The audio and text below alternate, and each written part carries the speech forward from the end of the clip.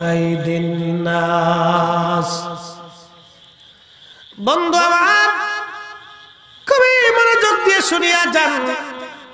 আল্লাহ রাসূল আল্লাহর হাবিব হুজুর কারীম সাল্লাল্লাহু আলাইহি সাল্লাম আয়াতের তাফসীরের ভিতরে আসছে, যাহারাল ফাসাদ জলে যে বিপদগুলি আসে স্থলে, এটা হলো অধিক বৃষ্টি, বন্যা, সাইক্লোন, তুফান, মহামারী, খরা এবং বিভিন্ন ধরনের রোগ ব্যাধিগুলি আল্লাহ জমিনে ছড়ায় দেন। কি জন্য দেন?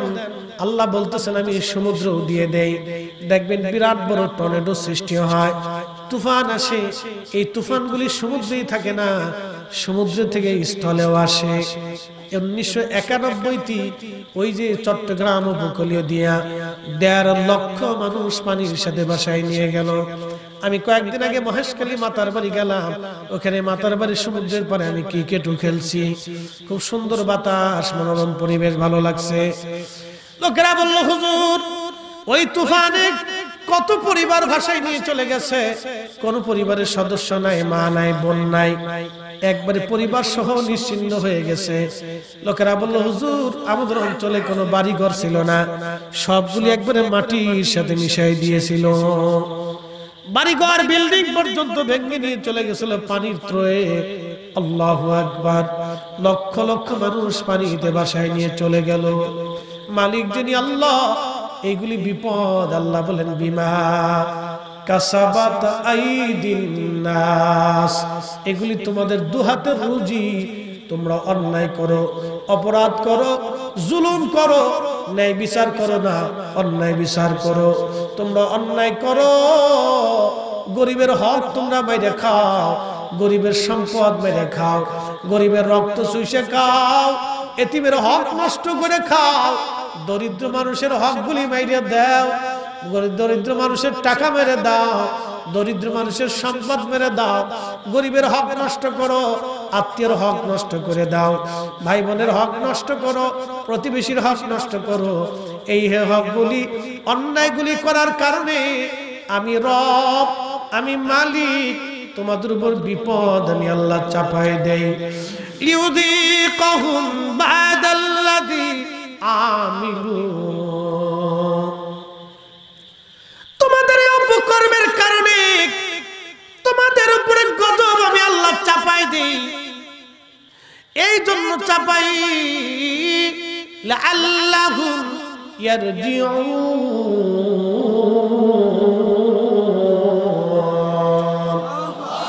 যাতে তোমরা আল্লাহর দিকে, আমি আল্লাহর দিকে ফিরে আসো, আমি আল্লাহর দিকে ফিরে আসো। সেই জন্য আমি আল্লাহ এগুলি চাপাই দেই, যাতে তোমরা আমি আল্লাহর দিকে ফিরে আসো, আমি আল্লাহর কথা তোমার মনে এসে যায়। এই প্রচন্ড গরমে যখন মানুষ হাই হতাশ করতেছে, সবাই কিন্তু একটাই চিন্তা, আল্লাহ বৃষ্টি দাও। কি কথা কর না কেন? আল্লাহ বৃষ্টি দাও, সবাই খালি কিছু আল্লাহ বৃষ্টি দাও, আল্লাহ বৃষ্টি দাও, আল্লাহ বৃষ্টি দাও। কি গরম, বহু গরম, আহা গরম, সবাই চিন্তিত, খালি আল্লাহর কাছে আল্লাহ বৃষ্টি দাও, বৃষ্টি দাও, বৃষ্টি দাও, কিন্তু বৃষ্টি হয় না।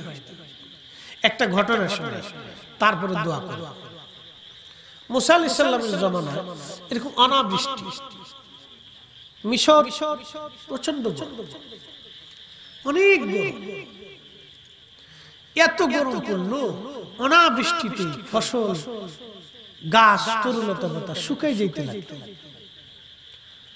তো ঘাস তরুলতা যখন শুকায়, তখন উটে, দুম্বা, ছাগলে, গরুতে ঘাস না পাইয়া তারাও দুর্বল হয়ে গেল। ক্ষীণ ক্ষীণ উটের দুধ, ছাগলের দুধ, মহিষের দুধ, ভেড়ার দুধ, এই গরুর দুধ কমে গেল। তো মানুষের তো খুব অভাব এসে গেল। আগের মানুষ তো, মরু অঞ্চলের মানুষ, দুধ খায় বেশি আর খেজুর খায় বেশি, তাদের প্রধান খাদ্য এক হিসেবে এটাই। রুটি পাইলে খায়, না পারলে দুধ, খেজুর এর বেশি খায়। এই জন্য দেখবেন মরু অঞ্চলের মানুষের শক্তি খুব শক্ত, খুব টানি শরীর, মজবুত শরীর। তো মনোযোগ। আর আমরা বাঙালিরা হলো দুধ বেশি, বিড়ি খাই। কথা কথা খারাপ খুশি, যেটা খাইলে উপকার হবে এটা খাই না, খাই ফেলে মনে কিছু নিয়ে না, কারো অভ্যাস যদি থাকে তো আল্লাহর রাস্তায় ক্ষমা করবে। আমি কষ্ট দেওয়ার জন্য বাবা বলতেছি, যেটা খাইলে উপকার হবে আল্লাহ বলছে হালালান তাইয়্যিব, তুমি ভালোটা খাও। তো ফান খানা সুবিধা, সিলেটে ফানের বিরুদ্ধে ফতোয়া দিলে আমার আর চাকরি থাকবে না, বিপদ আছে। পান খান অসুবিধা, তো সুদ আর জর্দা নাকি বলে জর্দা, এটা বয়কট করবে। সুবরি খান এটা গাছের ফল, পান খান এটা গাছের পাতা, এটা অনেক উপকার। সুবরি খাইলে কাঁচা সুবরি, যেটা গাছ থেকে কাঁচা, আবার যেটা পানির ভিতরে ফসা ওটা না, গাছ থেকে কাঁচা সুবরি যদি আপনি খান তো আপনার ব্রেন মজবুত হয়। আর পান যদি খান এটা সালসার কাজ করে, শুধু পান অনেক উপকারী পান, এটা খাবে নিষিদ্ধ। তো বিড়ি টান দিন, এটার ভিতরে কোনো ভিটামিন কিচ্ছু নেই। সুন খায়েন না আর তামাক খান, তামাক শরীরে অনেক বড় ক্ষতি করে। আল্লাহ বলেছে হালালান তাইয়্যিব, হালালটা খাও, তৈয়বটা খাও, পবিত্রটা খাও, ভালোটা খাও। একসাথে বললেন মারহাবা না আরো জোরে বলেন? একসাথে বলেন আল্লাহু আকবার। দরকার আছে খাবে। প্রিয় উপস্থিতি, মনোযোগ দেন। প্রচন্ড খরায় মুসা আলাইহিস সালামের উম্মতরা বলল, নবী গো বৃষ্টির বড় দরকার। মুসা আলাইহিস সালাম বললেন ঠিক আছে তোমরা আসো, সব বনি ইসরাইল নিয়ে তোমরা চলে আসো। সব বনি ইসরাইল নিয়ে আসা হলো, লক্ষ লক্ষ বনি ইসরাইল মাঠের মধ্যে বিরাট বড় প্রান্তরের ভিতরে এসে দোয়া শুরু হয়ে গেল, আল্লাহ বৃষ্টি দাও গো, বৃষ্টি দাও, বৃষ্টি দাও গো, বৃষ্টি দাও। বৃষ্টি তো হলোই না, আকাশ পরিষ্কার হইয়া আরো গরম পড়া শুরু হয়ে গেল। উম্মতরা বলল নবী গো মুসা আলাইহিস সালাম কি দোয়া করলেন, বৃষ্টি তো হলোই না আরো গরম পড়া শুরু হয়ে গেল। মুসা আলাইহিস সালাম ডাক দিয়ে বললেন উম্মতেরা, আরে তোমাদের মধ্যে কে আছো জীবনে গুনাহ করছো সে চলে যাও, যে গুনাহ করো নাই সে বসে থাকো। সব চলে গেল, কিছু মানুষ বসে রয়েছে। মুসা আলাইহিস সালাম আবার হাত বাড়াইলেন, দোয়া হয়, বৃষ্টি তো হলোই না আরো গরম পড়া শুরু হয়ে গেল। উম্মতরা বলল হুজুর আপনি কি দোয়া হলো, বৃষ্টি তো হলো না। মুসা আলাইহিস সালাম বললেন ও আল্লাহর বান্দারা, তোমাদের মধ্যে একটা গুনাহ যে করছো সে চলে যাও, আর যে একটা গুনাহ যে করো নাই, একটা গুনাহ যার নাই সে বসে থাকো। একটা গুনাহ যে জীবনে করো নাই সে বসে থাকো, বাকি সব চলিয়া যাও।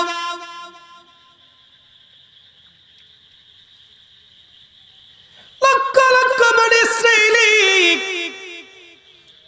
বিরাট বড় মাঠ সব চলে গেল। একজন অন্ধ ময়দানের এক কোনায় বসে রয়েছে। মুসা আলাইহিস সালাম ডাক দিয়ে বলেন অন্ধ তুমি কি শুনো নাই, একটা গুনাহ যে করছে তাকে চলে যেতে বলছি, তুমি কেন এখানে বসে আছো? অন্ধ ডাক দিয়ে বলল হুজুর আমি শুনছি ঘোষণা, তবে নবী গো আমার অন্ধ জীবনে কোনোদিন মনে পড়ে না, আমি একটা গুনাহ কোনোদিন করছি আমার মনে পড়ে না। চিৎকার মেরে ধরে বলেন আল্লাহু আকবার। তবে একটা ভুল করছিলাম, অন্ধ বলতেছি হুজুর একটা ভুল করছি, যদি অপরাধ হয় আমি চলে যাব। বলে কি ভুল করছিলা বলো? বলে আল্লাহর নবী মুসা আমি রাস্তা দিয়ে সদর রাস্তা দিয়ে হেঁটে যাচ্ছিলাম, যাওয়ার সময় একটা বাড়ি ছিল রাস্তার পাশে, ওই বাড়ির যে সদর দরজা এটা খোলা ছিল। আমি হেঁটে যাওয়ার সময় আমার একটা চোখ ওই সদর দরজা দিয়া অন্দরমহলের দিকে চলে গেল। অন্দরমহলে একজন নারীর প্রতি আমার চোখ চলে গেল, নবী মুসা গো। আমি সঙ্গে সঙ্গে চোখটাকে ঘুরাইয়া বললাম, চোখ আজকে তুই একটা অন্ধ চোখে, তুই আজকে একটা বেগানা নারীর দিকে আমার ঘুরাই নিলি, আজকে আর তোরে রাখবো না। এই কথা বলে সঙ্গে সঙ্গে আমি আমার চোখ নষ্ট করে ফেললাম, আমি অন্ধ হয়ে গেলাম। নবী মুসা গো, ও আল্লাহর পয়গম্বর মুসা, যদি অপরাধ হয় আমি চলে যাব, আর যদি গুনাহ না হয় আমি আজকে বসে থাকব। ইমাম জাওজি 900 বছর আগে উনি ওনার কিতাবের মধ্যে লেখেন, মুসা আলাইহিস সালাম ডাক দিয়ে বলতেছে, অন্ধা হাত বাড়াও এখনি খোদার দরবারে, তুমি হাত না বাড়াইলে বৃষ্টি হবে না। হাত বাড়াও, হাত বাড়াও। অন্ধর সাথে সাথে হাত বাড়ায়, কে রাব্বি এখনই বৃষ্টি দাও। আমি তোমার গোলাম হাত বাড়াইছি গো আল্লাহ, জানি পাপের কারণে তুমি বৃষ্টি দিচ্ছ না, অপরাধের জন্য তুমি বৃষ্টি দাও না আল্লাহ, এক্ষুনি হাত বাড়াও। এই জন্য সারা বাংলাদেশে দোয়া হয়, আমাদের গুনার কারণে বৃষ্টি হয় না। আল্লাহর এমন কিছু ওলি আছে, পেয়ারা বুজুর্গ আছে, যারা গোপনে হাত বাড়াইতে দেরি হয়, আল্লাহ বৃষ্টি দিতে দেরি করে না। কথা কর না কেন, ঠিক কিনা? তাহলে ওলি আল্লাহর দরকার আছে না নাই? ওলি আল্লাহর পক্ষে আসেন না নাই? এ জমিন 360 আউলিয়ার জমিন, এ জমিন ওলিদের জমিন, ওলিদের দেওয়া ইসলাম এদেশেই চলবে। হাত উঁচা করে বলেন ঠিক না বেঠে?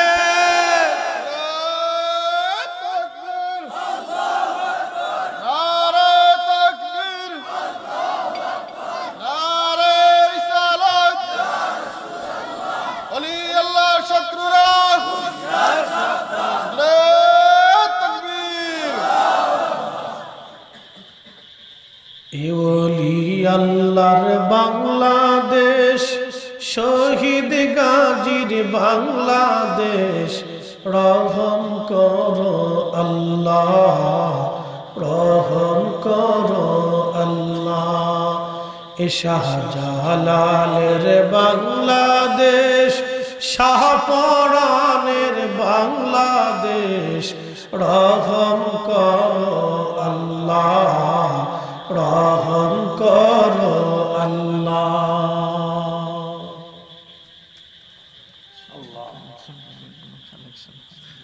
এ মুসলমান, কথা বেশি লম্বা না, কথা বাড়াবো না। দূরে যারা আছেন চলে আসেন, আমরা দোয়ার দিকে চলে যাব। বৃষ্টি আসে না আমাদের গুনার কারণে, আপনাদের এলাকায় বৃষ্টি আসছে, আপনারা খুশি না বেজার? চিৎকার মেরে জোরে বলেন আলহামদুলিল্লাহ। অবশ্যই আল্লাহর কোন মকবুল হাতে বৃষ্টির জন্য আল্লাহর দরবারে উঠছে বিদায় আপনাদের এই অঞ্চলে বৃষ্টি হয়, ঠিক কিনা? কোন মকবুল হাত হয়তো আল্লাহর দরবারে উঠছে। আল্লাহ আল্লাহ আমাদের হাত মকবুলিয়ত নাই, এই জন্য যতই কান্দি বৃষ্টি হয় না। যদি মকবুলিয়ত হতো চাইতাম ইয়া রাব্বি এখনই দাও, দেখতেন 5 মিনিটের ভিতরে বৃষ্টি এসে ভরে গেছে। কিন্তু হাতের মধ্যে গুনার ময়লা, গুনার ময়লার কারণে হাত কবুল হয় না। পাপের ময়লা, জবানে গুনার ময়লা, পাপের ময়লা, হাতের মধ্যে গুনার ময়লা, শরীরের ভিতরে গুনার ময়লা। হাত বাড়াইলে আল্লাহর তো দরবারে মঞ্জুরিয়াত হয় না। আল্লাহ আমাদের দিকে রহমতের নজরে তাকায় না। আমরা গুনাহ করছি, গুনাহ গুনাহ গুনাহ গুনাহ করার কারণে বৃষ্টি হয় না। মুসা আলাইহিস সালাম ডাক দিয়ে বলল, অন্ধ এখনই হাত বাড়াও। তুমি হাত বাড়াইলেই বৃষ্টি হবে। ইমাম জাওজি লেখেন, হাত বাড়ায় অন্ধ যখন দোয়ার আবদার করলো, বৃষ্টির আবদার করলো, সাথে সাথে আকাশে মেঘ জমে গেল। মেঘ জমিয়া অজর দ্বারায় আল্লাহর বৃষ্টি আসা শুরু হয়ে গেল। একবার জোরে বলা যাবে আল্লাহু আকবার। এসেছেন যত নবী সকলের ইমাম, সালাম নবী তোমায়, হাজার সালামে।